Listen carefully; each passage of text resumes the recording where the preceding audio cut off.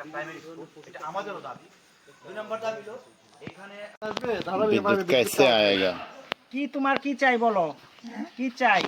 বিদ্যুৎ ফিলিপস আর করতে পারলাম হুম তখন জল খাই বিদ্যুৎ আর স্কুল একটা হুম হুম হুম আর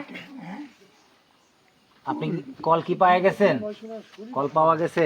হ্যাঁ আমি গ্যাস থেকে কি জানেন না। এটা হচ্ছে এখানে প্রশাসনের পক্ষ থেকে এখানে গভীর নলকূপের একটা ব্যবস্থা করা হয়েছে, কিন্তু সবচেয়ে বড় যে কথাটা ছিল এই মেকনিছড়া যে চা বাগান, এই চা বাগানটা হচ্ছে বাংলাদেশের একেবারে প্রত্যন্ত অঞ্চল, পাশে ভারত।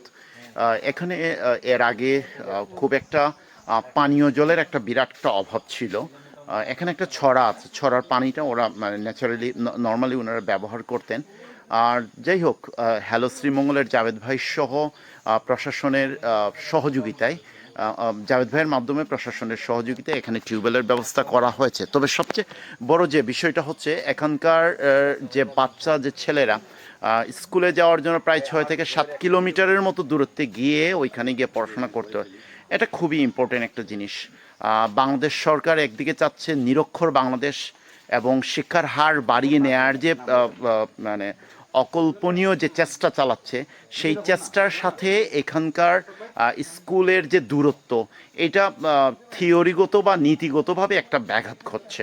তো আমরা মনে করি যে প্রশাসনের কাছে বিনীত আহ্বান জানাতে চাই, এই অঞ্চলে একটা স্কুলের ব্যবস্থা করে দিলে অন্ততপক্ষে এখানকার ছেলেমেয়েরা লেখাপড়া করতে পারবে, হাসি মুখে স্কুলে যেতে পারবে। এবং এই জায়গায় বিদ্যুতেরও একটা অভাববোধ আছে, সেই বিষয়গুলো প্রশাসনের দৃষ্টি আকর্ষণ করছি। ধন্যবাদ সবাইকে। আর উনি হচ্ছেন এই অঞ্চলের সবচেয়ে প্রবীণ যে লোক, ওনার নাম হচ্ছে রাম সিং গৌর। একটা বাচ্চা 7 কিলোমিটার এরকম রাস্তাও ছিল না সম্ভব। যায় 1 ক্লাস 2 তে পড়তে। আর এই জায়গায় ওনার একটা দাবি হলো জঙ্গল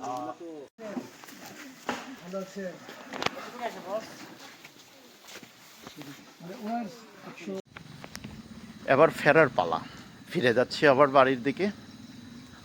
হঠাৎ করে আজকে শ্রীমঙ্গলের ট্যুর প্ল্যান, বিশেষ করে বিপ্লব ভাই আসছিলেন ঢাকা থেকে, আর আশরাফ ভাই, ওনারা শ্রীমঙ্গলে আসছেন দেখে ওনাদের সাথে দেখা করে এবং দেখা করতে গিয়ে এই মেকনিছড়া চা বাগানে চলে আসলাম। এইরকম সুন্দর কিছু একটা ভিউ এই জায়গায়, এইরকম চা বাগানের খুবই নিরিবিলি একটা জায়গায় টিমের লোকেরা বাইক নিয়ে আসছে এবং চমৎকার, খুবই সুন্দর জায়গা। এই জায়গায় আমরা এখন ফিরে যাচ্ছি। এখন প্রায় সন্ধে হয়ে গেছে, সন্ধ্যের দিকেই এখন আমরা যাচ্ছি বাড়ির দিকে। শুভকামনা রাখবেন, ধন্যবাদ।